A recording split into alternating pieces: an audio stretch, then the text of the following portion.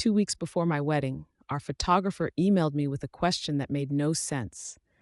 She asked, which bride gets priority for the sunset photos? There was only supposed to be one bride, me. That was how I found out my mother and younger sister had quietly turned part of my wedding reception into an engagement party for my sister. My name is Priya. I'm 31, and I work as a civil engineer for the city. My fiancé, Evan, and I had saved for almost 2 years. Our wedding budget was around $34,000, which already made me nervous. My mother, Anita, gave us $6,000. Evan's parents gave us $8,000, but his parents handed us a check and said to use it however we wanted. My mother never said her money came with conditions. She just slowly started acting like it gave her a vote. She works part-time as a travel agent, so we asked her to handle the hotel block and airport pickups. She negotiated a lower room rate, organized shuttle times, and created a color-coded travel spreadsheet. Because she was doing such a good job, I started copying her on more vendor emails. That was my first mistake. I never clearly told the vendors she could answer travel questions, but could not approve changes. I assumed it was obvious. At first, the changes were small. When 2 guests declined, my mother asked if we could invite an older couple who had known me since childhood. I agreed. Then my cousin Neha thanked me for inviting her adult daughter.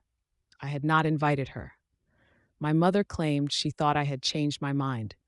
I should have removed her from the planning then, but I was working overtime and trying to avoid another family argument. Around that time, my younger sister, Lena, got engaged. Lena was 27 and had been married once before. She chose a courthouse ceremony during the pandemic. My parents never accepted it as a real wedding, even though it was her decision. The marriage ended 2 years later. When she got engaged to Arjun, she asked us not to announce it yet. Arjun wanted to tell his grandmother in person the following month. Lena told me, I do not want Mom turning this into a thing. I believed her. A few days later, my mother suggested giving Lena and Arjun a short congratulatory toast during our reception. I said no. Lena had asked for privacy, and I did not want another couple's announcement built into our wedding. My mother called me rigid, then acted like she dropped it. She did not. The first sign was the photographer's email about 2 brides. She explained that my mother had requested 20 minutes of engagement portraits for Lena and Arjun during sunset, including ring photos, family portraits, and a staged cake cutting. The photographer believed I approved it because my mother had started a separate email chain and said I was overwhelmed. Then I checked the seating chart. There was a new table 14 with 8 people I had not invited. Evan thought I added them. I thought he had moved relatives around. Neither of us had. That afternoon, I received a revised invoice for $4,260. It included extra meals, linens, a slideshow fee, a 6-inch ivory cake, and more time at the venue. It also showed that our photo booth had been canceled and our late-night food order had been reduced. My mother had not only added things, she had started removing things Evan and I chose to pay for Lena's event. When I called her, she said she was reallocating the budget. I asked who gave her permission. She said, I am paying for part of this wedding. I reminded her that her name was not on the invitation. She said the extra celebration would only take 15 minutes, then added, Lena has spent her whole life watching everything happen for you first. What I did not know was that Lena had been feeding her that exact resentment. The next morning, our coordinator, Gabrielle, sent me the final reception schedule. After dinner, Lena and Arjun were supposed to make a separate entrance. My father would give them a family blessing. A slideshow would play. Then they would cut their own cake while guests placed cards on a gift table. There was even a note for the DJ to say, tonight we celebrate both sisters beginning new chapters. It was a miniature engagement party inside my reception. Gabrielle also forwarded the separate email chain. My mother had written that I was overwhelmed and asked her to handle family-centered decisions.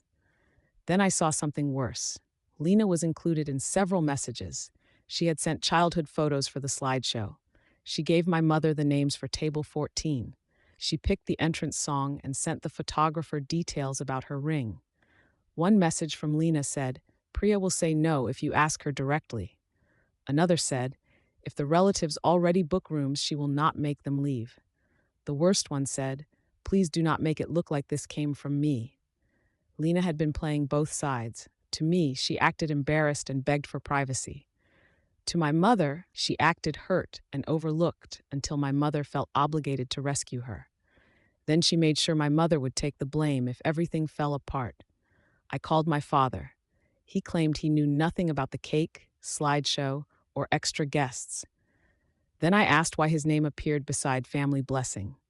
He admitted my mother asked him to speak, but said he thought it was only a short toast. She told him not to mention it because I would overreact before seeing how nice it was. That was when I realized all three of them had helped hide something from me. I removed my mother from every vendor account and arranged a meeting at the bakery. My mother thought we were finalizing the cake. Lena came because my mother told her I was canceling her celebration out of jealousy. My father came to keep the peace. Evan sat beside me, looking angrier than I had ever seen him. The baker walked in carrying a small ivory cake sample and asked where we wanted the gold engagement topper. I said, "We do not. Cancel it." My mother stared at me. She said relatives had booked travel, gifts had been purchased, and the slideshow was finished. Lena looked shocked and said, "Mom, I told you not to do all this." That lie was almost impressive. I opened my phone and read her message aloud. "Priya will say no if you ask her directly." My mother turned toward Lena. Lena said she only meant I was stressed. I read the next one. "If the relatives already book rooms, she will not make them leave." My mother asked, "You told me you did not care whether they came." Lena answered, "You are the one who invited them." That was when my mother realized Lena had encouraged everything while planning to act innocent. The argument exploded. My mother accused Lena of using her. Lena said my mother always turned everything into a production. My father admitted he knew enough to stop it, but chose not to.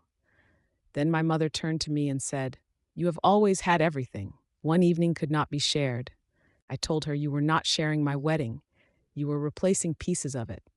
I canceled the cake, extra guests, slideshow, added time, and engagement portraits. Then I made my biggest mistake. While we were still arguing, I forwarded screenshots of Lena's messages to Arjun and our family group chat. I wanted everyone to know I had not invented the situation. I did not crop the screenshots carefully. One included my mother calling Lena's first marriage a mistake everyone had been forced to pretend was enough. Another included Lena saying Arjun's grandmother would get over it if she heard about the engagement from someone else.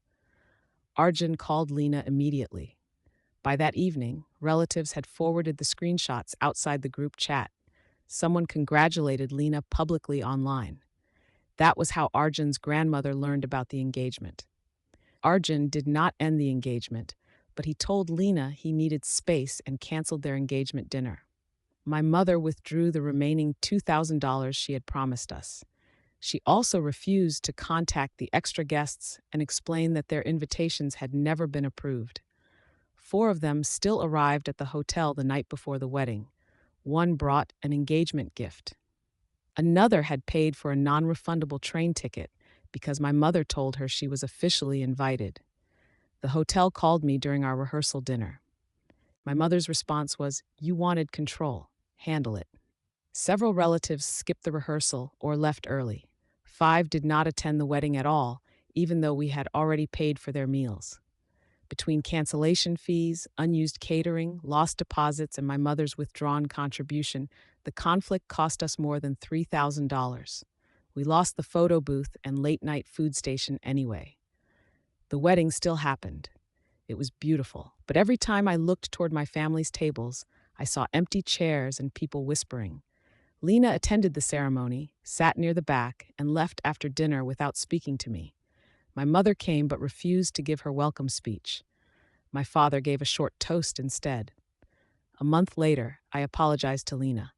I told her I was right to stop the secret event, but wrong to send private messages while angry. She said, "Mom's announcement would have embarrassed me for one night. Your screenshots embarrassed me for months." She was right. Lena admitted she wanted the attention and gifts, but claimed she never expected our mother to make the plan so large. My mother still believes she was trying to make things fair. My father says he should have stopped it earlier. Evan and I repaid my mother's contribution over 6 monthly payments because I never wanted her money used as leverage again. My relationship with all three of them survived, but none of it returned to normal. Lena no longer tells me important news until it is final. My mother is never included in planning. My father is no longer treated like a neutral peacemaker because now I know silence can be a choice. I know I had every right to cancel a secret engagement party being built inside my wedding. But instead of stopping there, I exposed my sister's messages to her fiancé and our entire family while I was furious. I proved she had lied, but I also exposed private details about her divorce and helped ruin the way Arjun's grandmother learned about their engagement. So Ida, for sending my sister's private messages to her fiancé and our family after I found out she helped hijack my wedding,